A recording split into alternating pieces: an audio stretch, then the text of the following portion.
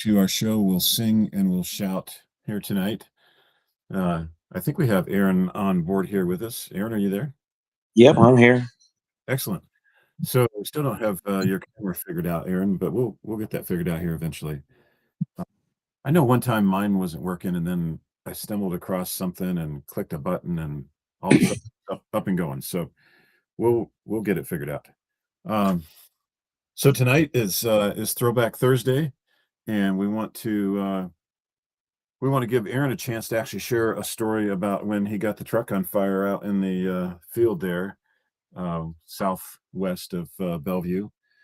And um, Aaron, I don't have a whole lot else that I want to dive into right away here tonight. So if you're up and ready, let's have you just jump right into your story. So I'm the whole thing tonight, huh? Yeah, I think so. And I mean, maybe, while you're talking, maybe I'll come up with a few inspiring thoughts for the end. So Yeah, I'll probably make you think of some things. yeah, yeah, you bet. Well, my story starts with riding in the combine with my dad at one of the fields furthest away from the farm there, and it was a year that the crops did really well, and there were just so many ears and such big ears of corn going through the combine all at once that a lot of them were bouncing off the header and landing on the ground. And my dad said, if you came up here and picked up some of these ears of corn out of the field, you could probably make a little bit of money. And so I thought that sounded like a good plan. So a few days later, I drove my truck up there and headed out to that field to try to make a few extra bucks. So I had a big Chevy truck with a 4-inch lift and big mud tires, and so I got out to the field, and the sun was just starting to melt the frozen top of the soil, and so it was a little slickery out there, and so I thought I'd have a little fun and play in the field with my truck for a little while before I started picking up corn. So I was out there doing some donuts and playing around, and then I finally thought, well, I better get busy picking up the corn here and making some money. So I parked the truck and shut it off. I got out to start gleaning the field, and well, I kept hearing this sound coming from my truck. It's like a psst, psst, psst, and I was like, what in the world's that? So I went over, and it sounded coming from the engine compartment. So I popped the hood and looked, and here there was oil dripping out of the valve covers, and it was landing on the exhaust manifold and like just sizzling and smoking. And I'm like, well, that's not good. I don't think you should be doing that. And then all of a sudden, some oil dripped on the manifold and ignited. And I was standing there watching my truck on fire. I was like out in the middle of a cornfield, and my truck motor is on fire, and I have no fire extinguisher and don't know what to do. So I'm standing there trying to figure out what to do, and I notice now the oil is dripping onto the fire, the open flames, and then these flame balls of oil are falling onto the field and starting the cornfield on fire. So there's a fire underneath my truck as well, starting to burn out in a big circle. So I decided about the only thing I could think to do was to like start trying to scrape some of the mud off of the top of the soil, and it was only about a half inch or inch at the most. Trying to scrape that off and just throw it on that fire and try to get that engine put out because I didn't want to stand there and watch my truck burn up. So I was busy scraping mud, trying to put out this fire, and all of a sudden I heard a loud explosion, and I think I was halfway across that field too. So I'd never run so fast in my life, and I thought sure I was going to look back and see my truck just explode and lift off the ground like you see in the movies or something. And there was just a loud hissing sound as I was running, and finally it slowed down and stopped. So I thought, well, maybe it's safe to go back. So went back over to my truck to try to figure out what the hell world was going on. and I realized that the fire underneath the truck had burnt out far enough that it had burnt the sidewalls of one of my big mud tires, and that's what the explosion was the all the air releasing from the tire all at once from the fire burning the sidewall of the tire. So then I continued with my mudslinging and got the fire put out on the engine, and I stomped the fire out under the truck, so that the whole cornfield didn't catch on fire, and had everything under control. So then the next thing was, now what do I do? I'm about 10 miles away from the farm, or from Grandma and Grandpa's house, and this was pre cell phone, so didn't have a cell phone with me. So I had to walk probably a half mile or so to the nearest house, and ask them if I could borrow their phone to call Grandma. So when I called Grandma, and asked if Grandpa was there, she said no. He had gone to Willard or somewhere to get parts for something, so he wasn't around. And so I tried. I didn't tell Grandma what was going on because I didn't want her to be worried. So I think I tried the farm, see if Gene was around, and I couldn't get a hold of anybody there. So I ended up just starting to hike back to Grandma's house. So I'm in work boots and coveralls, and the sun's beating down. It's starting to warm up, and I was sweating, and that was the longest 10-mile hike I think I've ever made in my life. So I finally got back to Grandma's, and I walked in, and she said, "Oh, did Grandpa come get you?" I said, "No." And she goes, "Oh, did Gene come get you?" And I said, "No." And she said, "Well, how did you get here?" And I said, "I walked." And she's like, "Oh my goodness." And she's just all, and she's like, "So what happened?" And then I said, "Well, my truck kind of caught on fire." And she's like, "Oh my goodness." Uh, so What time of night was that? When did that well, kinda happen? that was during the day, actually. Oh. Oh, it was daytime, okay. Was daytime for that. Yep. Um, and then Grandma got the Tang out, and I don't think Tang ever tasted any better than it did that day. Yeah, grandma with the tang.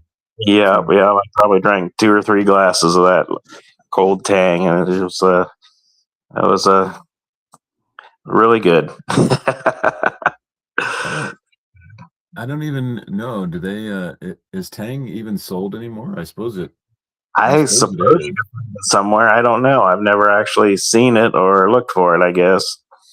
Yeah, I'm gonna do a little lookup on Tang drink mix. Yeah, there you go. Tang is out there. In fact, yeah, You, you got a couple different options of ways to buy it, but, you can yeah, probably get it interesting. So, I might just have to get some Tang just for old times' sake and mix it up about half strength so you get the whole experience. yeah, yeah. I might have to as well. Just to cheers to Grandma. Yeah. So No any stories from the campground, that you might have for us tonight, stories from the campground. Ooh, I don't know. or or do you need to think about that for another time? Yeah, I mean, I'd have to think on that one. I think I have another farm. I have another farm story. I think I told you this other one was I was in um, one of the fields that was pretty far away from the farm. Um, it was Grandpa's brother's field that he farmed. oh, Um, Harold or Walter? yeah, I think it was one of Harold's fields. Um, and I was in that. I was by that time I was driving the combine, and I think my dad had just stopped there to check on me, and it was about 10:30 at night, and it was getting dark, and he told me just go ahead and make another round or two or whatever, fill up the wagons, and then just shut the combine down and bring the tractor and the wagons back to the farm. So I said, all right. So he took off in his car, and I headed down the field, make another round, and I was on my way back, got about halfway back in the field, and all of a sudden, all of the lights above on the like all the idiot lights that were above you on the combine, just everything came on, and it started beeping at me real loud, and then it just like everything shut down. The combine shut down, all the lights went off, and I was just sitting there in the field in the dark. And I'm Oh, like, wow. what in the world? And so I got out of the combine and I walked back toward the back, and I could see a glow coming from the back of the combine. So I pulled the door down. That was actually the stairs that came down, and here the combine engine was on fire. So I'm out in the middle of the field now with a combine on fire. So I ran to the back to the cab of the combine. Grandpa had a fire extinguisher there under the seat, so I grabbed it. I ran back to the back. I pulled the pin. I squeezed the trigger. Nothing happened. And so I'm like, well, crap. And so at that point, the nearest houses were like a mile either direction, and so I tried the one direction first, which was a mistake because I ran a mile across the field, went to that house, and no one would answer. So I had to Right. run all the way back to the combine and run a mile the other direction, and someone answered at that house, and I had them call the fire department and um, call call the farm, and so yeah, that was. I think Grandpa ended up having to get a whole new wiring harness put in the combine because it melted all the wires and stuff, and not sure what exactly caused it. Just a buildup of dust and stuff that gets in there, gets hot or whatever. And Grandpa said I kept thinking I should have recharged that fire extinguisher. Like, good to do it. So Do you know, was that the N5 combine, or do you know remember which one that was? Yeah. the old gleaner shake and break. Yeah, right. Well, yeah, that's pretty crazy. That's pretty crazy that you were so far away from other houses that you had to. I mean, by the time the fire department got out there, was there even a fire going on at that point? I think there was. I think they brought like a jeep out there. They went out there and they probably got it put out, fairly quickly. I think they were there fairly quickly too. So um, yeah, I don't know what all he had to get replaced. I'm pretty sure he said that they had to put a whole new wiring harness in the thing, and I don't know what else they had to do. Right. He seemed like he spent more money keeping that old combine together than. So Cheryl's making some comments here. She's saying, I think there's a sugar-free version now. Yeah, I can tell you this, Cheryl. If I'm buying Tang, I'm not going sugar-free. Um, I've seen that watered down Tang. I've seen it recently. I can totally hear Grandma saying that. Yeah, yeah. So Cheryl's keeping track of us, Aaron. So uh, Somebody needs to. yeah, yeah, for sure. So tell us about what you're up to, and do a little advertisement for Paul's Drive-In here. Tell us what you guys make there at Paul's Drive-In, and why people should pull in there. Well, it's a ice cream shop and Greasy Spoon. So it's got all kinds of side dishes, like the fried mushrooms and corn nuggets and onion rings. We got fresh cut fries, waffle fries, um, just anything that you can imagine. We probably have on the menu, and several different burgers and uh, pork tenderloins, veal patties, all kinds of stuff. Um, and then lots of ice cream. We got homemade ice cream, got soft serve, and we also handle velvet hard dip ice creams. So, and then of course we have AJ's Best Barbecue Sauce there for the wings and stuff. So There you go. So I'm looking at the map right now. So that is pretty much right downtown Shelby, right? I mean, you're just right there at the square almost of Shelby. Yeah, it's right in town, Shelby, kind of behind the Kentucky Fried Chicken. That's right off of Main Street. Um, Right, Paul's is on 17 Church Street in right. Shelby. And is that Stephanie's family that's connected to that, or how did you get involved in that? Yes, that's it's Stephanie's. Stephanie's the owner of the restaurant. My wife, Yeah, her and her ex husband bought it in the early '90s, and from Paul Schrock, who owned it before them. That's how it got the name Paul's. They right. decided to keep that name because everybody around the town knew it as that, so it just made sense to keep the name. And then here about I don't know 7 or 8 years ago, Stephanie's ex-husband Ben decided to start the Vault Wine Bar downtown Shelby, and I told her you should see if he wants to sell his half of Paul's so that he has some startup money for his wine bar. And she checked with him, and he thought that sounded like a good idea. So she bought his half of Paul's from him, and now is the sole owner of Paul's Drive-In. Oh, beautiful. And I see you right there beside the First United Church of Christ. Do you get some nice Sunday activity when church is over? Oh yeah, we keep Yeah. really busy Sunday afternoon. People coming for Sunday dinner or whatever. We actually Oh, use the church lets us use their. They've got a big parking lot across from the church there, and they let us use that for our customers as well. And we let them use our dumpster to put their trash in, and we pay for snow removal and stuff for them all winter, and so we kind of help each other out. and I'm just seeing now you've also got the First Presbyterian Church behind you. So Yep, you got lots of Sunday things going on. And then we're sur- what is that barn used for there that's right beside the property? right across from it, like a Well, little building. kind of between you and the First Presbyterian Church, there's there's what looks like a little barn there. Oh, okay. I think that there's somebody has like a little business in there of some sort. I'm not sure what they do in there. It's not like I mean, it's just a place for them to work. It's not some place that they have anybody coming in and out of or buying anything there.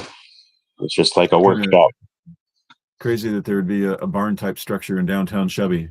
There was obviously when it was built, I mean, it looks like it served a barn purpose when it was built, looking at Right, it.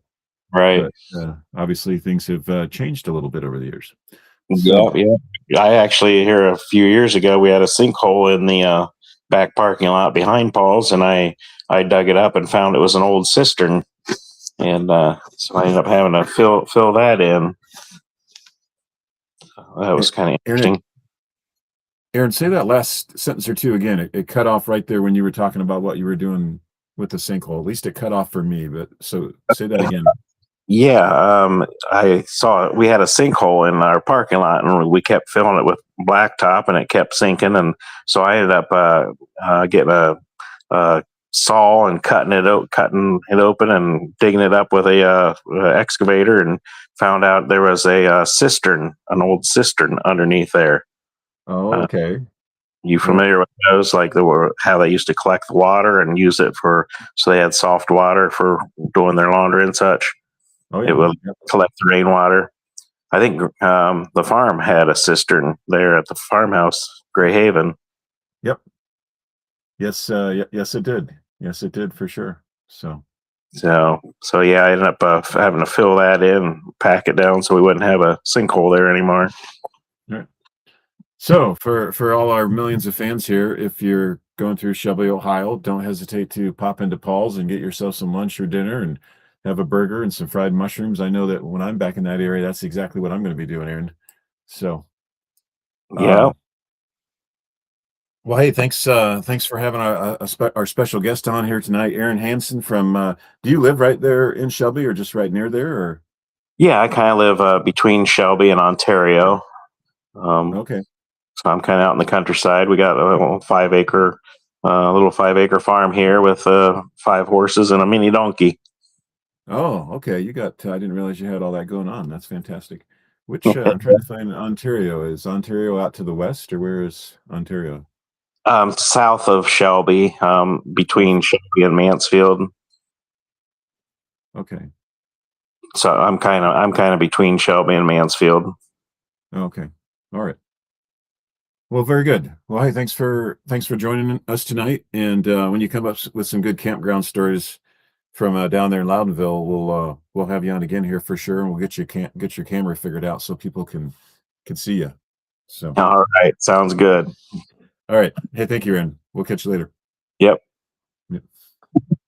So that's our show here for tonight, and we appreciate you joining us on We'll Sing and We'll Shout. And we're gonna give that little shout out to Paul's Driving. Pop in there and see them down there in Shelby, Ohio, when you're going down there for a Bellevue Redmond football game or whatever.